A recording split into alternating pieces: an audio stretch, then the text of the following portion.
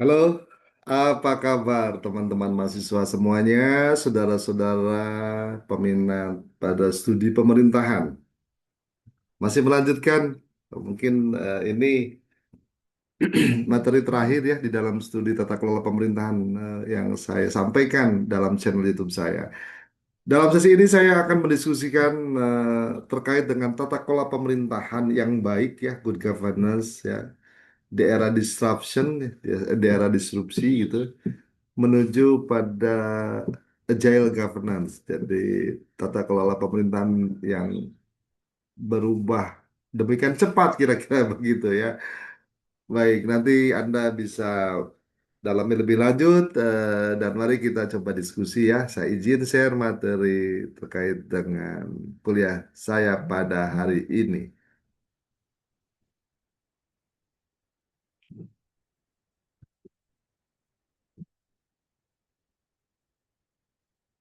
Baik, ya betul. Jadi tata kelola pemerintahan ya di era disrupsi ya, menuju agile governance. Apa itu disrupsi, apa itu agile, nanti kita coba diskusikan. Ya. Teman-teman mahasiswa semuanya, ya, era disrupsi adalah perubahan ya, perubahan di dalam penyelenggaraan pemerintahan ya. Kita berbicara memang pemerintahan gitu kan. Ini biasanya ditandai dengan semakin majunya teknologi digital ya. Jadi pola interaksi secara sosial antara manusia, antar individu, antara pemerintah dengan masyarakat atau sebaliknya, pemerintah dengan swasta ya, itu sudah berubah ya. Inovasi-inovasi juga dilakukan dengan merubah pola-pola lama, sistem yang lama ya. Nah, pada era ini pemerintah dituntut ya untuk menyesuaikan diri di dalam tata kelola pemerintahannya ya, agar lebih transparan, agar lebih responsif dan adaptif ya terhadap perubahan-perubahan yang demikian cepat. Nah, contohnya apa? Misalnya di dalam teknologi digital ya, sekarang sudah merebak ya dengan ada AI ya. Apapun sekarang sudah bisa ditanyakan ke AI ya. Jadi kesulitan-kesulitan AI bertanya tapi gitu. AI pun banyak kelemahannya karena AI robot kan. Ruhnya itu tidak ada. Jadi tetap. Jadi itu tidak sebagai hal yang utama ya, tapi sebagai mungkin pendamping, mungkin membuka wawasan dan seterusnya ya. Kalau kita mentok di data, mentok di apa namanya di kemampuan untuk mengkompilasi dan lain-lain kira-kira begitu. Kemudian juga big data ya, big data yang sudah muncul sekarang di metadata di cloud dan lain-lain itu mengubah cara-cara publik yang diselenggarakan oleh pemerintah. Itu ya terkait dengan teknologi kita. Sementara bagaimana dengan konektivitas global gitu kan? Masyarakat sekarang semakin kritis, semakin rasa ingin tahunya tinggi, semakin daya meresponnya juga tinggi ya. Ingin bertanya, ingin tahu, penasaran juga tinggi ya. Sehingga menjadi penting apa namanya pemerintah untuk merespon karena kan masyarakat mintanya transparan, masyarakat mintanya akuntabel gitu kan. Itu semakin meningkat gitu. Jadi mau tidak mau pemerintah juga harus menyiapkan diri dan harus siap gitu ketika diminta dikoreksi oleh masyarakat. Kemudian juga partisipasi publik ya, terutama dengan kemunculannya berbagai platform media sosial. Nah, ini media sosial ini mendorong terhadap keterlibatan aktif masyarakat di dalam proses kebijakan, di dalam pelayanan publik, bahkan terhadap evaluasi atas penyelenggaraan pemerintahan, terutama dalam layanan publik dan pembangunan. Itu ya, eh, kenapa menjadi penting kita memahami era disrupsi, kenapa kita menjadi penting di era agile governance ini. Nah, teman-teman mahasiswa yang saya cintai, nah dinamika perubahan yang terjadi di luar sana gitu, jelas ini memengaruhi terhadap penyelenggaraan pemerintahan ya. Lingkungan strategis pemerintahan yang ada sekarang ya sudah berubah karena kehadiran teknologi ya. Oleh karenanya, dimensi-dimensi teknologi, sosial, ekonomi, geopolitik secara global ini jelas akan mempengaruhi eh, terhadap bagaimana sebetulnya pemerintahan dilaksanakan atau dilaksanakan, ya. Karena kan hal tersebut itu akan memengaruhi. Jadi semakin banyak misalnya permasalahan publik, semakin kompleks ya di berbagai isu gitu kan terkait dengan misalnya katakan perubahan iklim gitu kan dengan rumah kaca dan lain-lain, adanya ketimpangan-ketimpangan sosial, ketimpangan kesehatan, keamanan cyber, banyak lagi ya, belum lagi keamanan-keamanan masalah perbatasan, ya, keamanan pertahanan dan lain-lain. Kemudian juga ada ekonomi digital ya. Sekarang ada e-commerce, ada fintech ya, ada platform digital. Itu menciptakan regulasi baru. Mungkin mahasiswa sekarang ya, kalau dulu apa-apa belanja segala macam harus cash ya, bayar uang rupiah.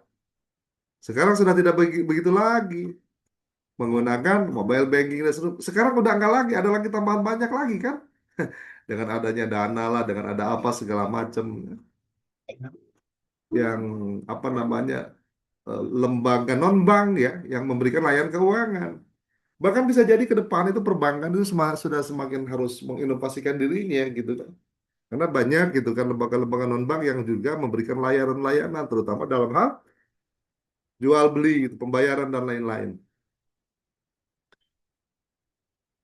Di sisi lain ya tuntutan masyarakat semakin meningkat, semakin kritis ya. Karena ya seiring perjalanan walaupun tidak terlalu kencang gitu, masyarakat lebih terdidik akan muncul. Daya kritis masyarakat juga akan meningkat atas apa? Atas kinerja pemerintah. Jadi ya kalau masyarakat kritis ya pemerintah harus paham itu jangan malah emosi marah kalau dikoreksi jangan ya pemerintah harus tiap terkoreksi gitu kan dan pemerintah jangan reaktif ya harus dengarkan jadi pemerintah harus menjadi pendengar yang baik atas keluh kesah masyarakat. Nah, dinamika tersebut itu menuntut ya bagaimana pemerintah merespon bagaimana pemerintah menjembatani untuk mencari solusi atas masalah yang terjadi. Nah, bagaimana dengan tantangan struktural dan kultural dalam good governance? Ya. Kalau tantangan struktural jelas ini pada aspek kelembagaan di pemerintahan ya. Dari pola birokrasi yang hierarki, yang prosedural itu berubah. Koordinasi antar lembaga yang lemah, tumpang tindih kewenangan, kapasitas SDM aparatur yang rendah dan terbatas. Ini harus disegera, bukan lagi ini. Jadi konsep reformasi birokrasi, reformasi pemerintahan ya, debirokratisasi dan lain-lain itu sudah sangat lama ya. Udah lebih 20 tahun gitu kita berkutat di situ. Hari ini saat ini harusnya sudah semakin berubah. Jadi pemerintahan baik pusat maupun daerah di Indonesia khususnya ya harus sudah coba menata diri gitu kan. Jangan sibuk dengan urusan politik, jangan sibuk dengan urusan-urusan yang lebih ke dalam organisasi dirinya tidak, tapi bagaimana merespon masyarakat. Ya. Karena kewajibannya itu setelah dia duduk di parlemen, setelah duduk di eksekutif ya melayani masyarakat. Dia bukan lagi milik partai politik atau golongan. Karena kan kedaulatan rakyat sudah disampaikan kepada dia dan sudah diamankan kepada dia. Ya, maka dia sebagai wakil rakyat harus mencoba menata diri, ya, merespon dengan baik. Nah, tantangan lainnya adalah apa? Yang bersifat tantangan kultural, habitual, budaya, ya itu harus diperbaiki. Budaya kerja biro yang berorientasi pada prosedur, bukan hasil. Itu asal Bapak senang, ya nunggu perintah, udah enggak lagi. Jadi inisiatif inovasi harus semakin ditumbuhkan, ya. Kemudian praktik patronase ya nepotisme harus semakin dikikis habis ya. Karena faktor ya mungkin kita tidak bisa menampilkan sampai hari ini juga masih ada ya. Siapa duduk di birokrasi karena di bawah siapa itu masih ada walaupun rekrutmen juga sudah berbasis digital itu. Tapi faktanya masih ada ya. Belum lagi berhadapan dengan resistensi terhadap inovasi. Banyak sekali birokrasi-birokrasi yang pola pikirnya masih menggunakan pola pikir yang lama. Kebiasaan-kebiasaan yang lama, status quo tidak mau berubah. Jadi ketika ada perubahan, inovasi, perbaikan, mereka bertahan, kita stand terhadap itu. Salah itu. Begitu ya. Belum lagi masih banyak juga masyarakat yang partisipasi masih rendah, bergantung kepada pemerintah, terserah pemerintah, a priori, apatis. Jangan. Nah, ini tantangan baik struktural maupun kultural ini perlu diantisipasi mengatasinya, ya. Terutama ya menyiapkan generasi ke depannya harus lebih baik lagi. Nah, tentu saja kedua tantangan ini saling memperkuat dan dan menghambat ya dalam hal penerapan prinsip good governance secara optimal.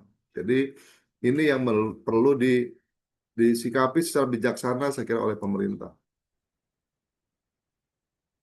Nah, tadi di awal terkait dengan disrupsi saya sudah mengatakan bahwa pasti ada dampak ya disrupsi itu terhadap prinsip good governance.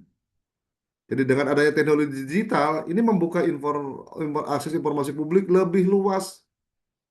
Namun tentu saja akan muncul lagi tantangan baru, ancaman disinformasi yang meningkat kalau salah informasi yang diberikan dan kalau masyarakat pun tidak siap ya menerima informasi. Dampak terhadap akuntabilitas apa? Nih, platform digital yang muncul ini memungkinkan dilakukannya pengawasan publik lebih cepat dan lebih luas terhadap kinerja pemerintah. Hari ini speak up apa pemerintah dalam hitungan menit sudah direspon gitu, speak up lagi masyarakat, komplain lagi gitu kan. Saya kira banyak kalau Anda bisa perhatikan ya di di apa namanya konten-konten pemerintah kemudian direspon gitu kan, baik pemerintah pusat maupun daerah gitu kan. Masyarakat bisa langsung koreksi gitu. Nah, harusnya pihak pemerintah pun ketika dikoreksi ya nerima lah, jangan lagi bertahan kemudian menjawab lagi dengan tektokan gitu, saling menjawab. Nggak usah gitu kan. Direspon dengan apa? Dengan perbaikan-perbaikan layanan, perbaikan-perbaikan kebijakan, program seperti itu. Nah, bagaimana dengan partisipasi? Ya, dampak disrupsi ini terhadap partisipasi masyarakat. Media sosial memperkuat partisipasi, ya. Namun tentu saja diperlukan penguatan literasi digitalnya, ya. Karena masyarakat kadang-kadang hanya bisa bicara saja. Dia belum berbicara yang dibicarakannya benar atau tidak. Sebelum merespon itu, informasi yang dia terima itu akurat atau tidak. Gitu. Itu kan perlu pemahaman terus-menerus terkait dengan apa namanya literasi digital. Dan yang terakhir saya kira dampak dari disrupsi adalah keamanan cyber. Transformasi digital ini membuka kerentanan ya terhadap adanya peretasan data, serangan terhadap sistem pemerintahan ya, sistem di dalam informasi gitu kira-kira ya. Ini. Jadi kita pun harus semakin diperkuat oleh ahli-ahli di bidang IT yang sehingga perlindungan terhadap data dan informasi yang rahasia yang penting itu bisa dijaga ya. Bagaimana dengan konsep dan karakteristik agile governance? Nah, agile governance ini merupakan pendekatan tata kelola pemerintahan yang menekankan pada fleksibilitas, jadi tidak kaku. Jadi di sini dituntut adanya kemampuan adaptif yang cepat, penyesuaian. Jadi jangan menolak. Aku mah udah begini, nggak bisa. Sejak lama juga begitu, nggak begitu. Kalau kondisi kita saat ini begini, di luar berkembang seperti apa? Ya apa yang bisa disesuaikan lebih dulu, apa yang diperbaiki lebih dulu. Kira-kira begitu. Walaupun kita tidak bisa merubah secara totalitas ya. Kemudian juga agile ini mengindikasikan bahwa ada kolaborasi lintas sektoral ya dan inovasi yang berkelanjutan. Tidak stuck. Aku udah melakukan inovasi sekian tahun yang lalu. Teknologi itu berkembang bukan lagi sekian tahun, tapi bulan bahkan minggu udah berkembang lagi gitu kan. Makanya perlu ada semacam apa ahli ya, atau kalau pemerintah daerah itu ada staf ahli yang memang paham betul terkait dengan agile governance ini, paham betul terkait dengan perubahan-perubahan teknologi gitu kan. Seperti itu. Sehingga pemerintahan itu harus bersifat adaptif, artinya ia harus merespon terhadap perubahan-perubahan yang demikian cepat. Kemudian juga kolaborasi tak terhindarkan. Pemerintah harus melibatkan pihak lain, swasta, masyarakat, perguruan tinggi, atau juga misalnya pegiat media gitu kan. Dan tentu saja pemerintah harus inovatif. Ia harus mendorong terus upaya-upaya perbaikan. Jadi eksperimentasi untuk kebijakan itu diuji coba. Nggak apa-apa gitu kan. Tapi tentu saja jangan by project ya, tapi untuk mencari solusi atas masalah melalui kebijakan tersebut. Ya, begitu. Jadi ada upaya-upaya pembelajaran, upaya-upaya perbaikan sehingga kebijakan yang dibuat memang untuk merespon dan mengatasi masalah-masalah yang dihadapi oleh masyarakat. Bukan cuma di level nasional atau daerah, di desa pun sekarang sudah banyak sekali masyarakat dituntut untuk berubah dengan agile ini. Sehingga pemerintah desa juga harus terus meningkatkan kapasitas dirinya gitu kan. Karena masyarakat pun tidak diam, masyarakat terus berkembang kan itu. Demikian ya. Jadi good governance secara konvensional dan apa namanya agile governance itu kan kalau dilihat dari struktur organisasi, pengambilan keputusan ya, orientasi kebijakan, peristiwa dan inovasi, Anda bisa lihat di situ ya, bisa dikomparasikan antara good governance dengan agile governance. Misalnya dari struktur organisasi di situ di dalam good governance masih sifatnya hierarki dan prosedural masih ada. Di dalam agile itu fleksibilitas dan dinamik yang demikian tinggi ya. Sementara dalam pengambilan keputusan dalam good governance masih berjenjang ya, sesuai dengan hierarkinya, tahapannya sehingga menjadi lambat. Sementara dalam agile itu cepat, interaktif ya dan adaptif. Dalam hal orientasi kebijakannya bagaimana? Tetap dalam good governance patuh terhadap prosedur. Kalau dalam agile tetap patuh tapi mencari solusi yang inovatif, yang responsif gitu kan. Karena fleksibel tadi, ya. Kemudian bagaimana partisipasi publik? Masyarakat lebih banyak bersifat konsultatif, terbatas gitu. Jadi ada pelibatan, ada diskusi, ada FGD. Tapi tetap kembali kepada pemangku kepentingan untuk menyelesaikannya. Kalau di dalam apa nama agile itu kolaboratif sifatnya, bersama-sama mencari solusi. Makanya sifatnya inklusi. Nah, terkait dengan inovasinya bagaimana? Nah, di sini inovasi dilakukan dalam good governance konvensional ini adalah tambahan-tambahan dilakukan inovasi pada sistem yang lama. Sedangkan dalam Agile langsung membidik kepada intinya, inti tata kelola itu apa? Katakanlah tadi transparansi, akuntabel, itu yang dibidiknya. Gitu. Prioritas utamanya kira-kira begitu. Jadi hadirnya Agile Governance ini sebetulnya memperkuat prinsip dari good governance yang selama ini berjalan agar tetap relevan dan sesuai dengan era disrupsi ini. Gitu ya. Jadi bukan meniadakan konsep tata kelola pemerintahan yang baik dengan agile governance, tapi agile governance merupakan penyempurnaan dari good governance yang sudah berjalan selama ini dengan cara muncul apa? Adaptabilitas dan fleksibilitas tadi. Jadi ada penyesuaian-penyesuaian ya.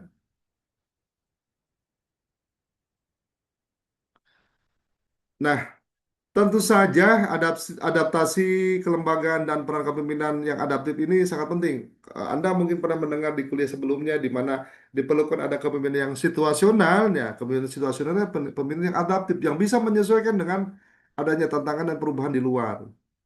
Jadi adaptasi kelembagaan ini mencakup perubahan struktur ya, perubahan struktur, budaya kerja, mekanisme kebijakan serta kepemimpinan yang adaptif yang menjadi kunci di dalam keberhasilan transformasi ini. Ya seperti itu. Jadi secara kelembagaan tentunya reformasi birokrasi terus dilakukan ya. Sumber daya manusia terus ditambahkan, diperkuat kompetensinya dan tentu saja kepemimpinan yang adaptif ya, yang kondisional, yang situasional disebut sebagai kepemimpinan kolaboratif kalau di dalam studi yang agile ini di mana pemimpin tersebut sebagai fasilitator perubahan dan membangun berbagai kemitraan yang strategis dengan pihak-pihak terkait. Jadi dia tidak melulu dirinya sebagai yang penguasa, sebagai top leader, sebagai yang mandat, enggak. Tapi dia meyakini diri bahwa dengan kerjasama dengan pihak lain yang mempunyai kompetensi yang sesuai dengan yang dibutuhkan, maka capaian tujuan organisasi bisa lebih cepat tercapainya. Kira-kira begitu. Nah, banyak ya mengenai praktik inovasi tata kelola pemerintahan di berbagai sektor, misalnya di dalam sektor kesehatan, bisa bisa melihat, misalnya ada di sini ada sistem early diagnosis and treatment terkait dengan deteksi dini berbasis digital meningkatkan efektivitas layanan kesehatan ya. Dalam layanan publik ya, digitalisasi layanan Damri, pemesanan tiket online, transportasi jalan dan seterusnya sudah bisa dilakukan. Dalam hal pemerintahan digital ya, terutama SPBE ya, sistem penawaran pekerjaan itu mengintegrasi layanan publik, mempercepat administrasi dan pendukung pengambilan keputusan berbasis data pun sudah dilakukan. Banyak sekali saya kira bentuk-bentuk inovasi dalam tata kelola pemerintahan di daerah, di pusat, berbagai sektor ya. Anda silakan bisa mencari, mengkaji, mendalami lebih lanjut ya. Seperti itu. Nah, kalau melihat pada studi kasus ya, itu adaptasi kebijakan berbasis pada agile governance ya. Ini ada deteksi krisis dulu, kemudian dibuatkan ada kebijakan yang adaptif, kemudian evaluasi yang berkelanjutan. Nah, pola adaptasi kebijakan ini ya yang diterapkan oleh pemerintah ini tentu saja kan berproses ya, berproses. Contoh di sini misalnya pada kasus COVID-19 di mana respon dari pemerintah ini mengeluarkan kebijakan yang adaptif, misalnya pembatasan kegiatan masyarakat, layanan kesehatan digital, dan bantuan sosial berbasis pada data yang terpadu. Kemudian juga pada pelayanan kependudukan, ya, pengurusan dokumen secara daring di berbagai Pemda, mengurangi antrean yang panjang dan mempercepat proses.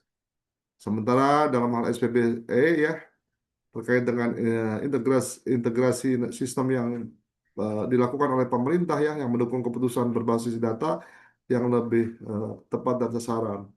Ini pun menjadi contoh ya yang nyata. Artinya begini, teman-teman mahasiswa, dengan kebijakan agile governance ini, ternyata sebetulnya kalau secara konsisten dengan komitmen yang tinggi eh, dilakukan itu bisa cepat ya proses-prosesnya layanan kepada masyarakat. Tapi di sisi lain juga masyarakat perlu diberikan edukasi-edukasi yang relevan dengan itu sehingga seimbang. Nah, demikian. Nah, bagaimana dengan keberhasilan dan hambatan terkait dengan agile governance ini? Tentu saja, hal yang mendukung terhadap keberhasilan ini terkait dengan pemanfaatan teknologi digital dan e-government, ya, kepemimpinan yang adaptif dan inovatif, kolaborasi serta budaya organisasi yang terbuka, ini perlu menjadi kebiasaan. Sementara terkait dengan hambatan baik dalam sisi birokrasi, ya, kesenjangan kompetensi, infrastruktur yang terbatas, serta regulasi yang belum mendukung, itu juga perlu diupayakan untuk terus mampu merespon atas apa yang sudah ditetapkan untuk pencapaian tujuan dari organisasi. Jadi yang namanya reformasi birokrasi itu harus berkelanjutan ya, harus harmonis ya, sehingga ini bisa menjadi pendukung bagi tercapainya keberhasilan masyarakat. Nah ini terkait dengan refleksi kritis terhadap kesenjangan dalam praktik ya. Jadi di sini betapa pentingnya transparansi, akuntabilitas, dan partisipasi masyarakat. Ya. Jadi yang namanya kekurangan, kelemahan itu masih ada, tapi tetap diupayakan terus untuk semakin lebih baik.